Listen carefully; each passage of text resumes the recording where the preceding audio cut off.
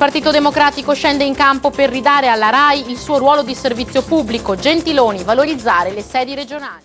L'informazione è un bene comune che deve essere garantito e difeso e in questo quadro resta centrale il ruolo della RAI, del servizio pubblico radiotelevisivo.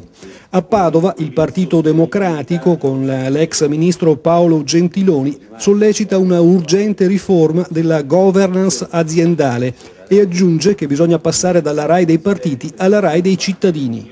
Sappiamo che il Presidente del Consiglio ha preso un impegno per una modifica e il Partito Democratico è certo che nei prossimi giorni questo impegno si tradurrà in una proposta che noi sosterremo se andrà nella direzione, come andrà sicuramente, di rendere più autonoma dalla politica e quindi più fedele agli obiettivi del servizio pubblico la gestione della RAI.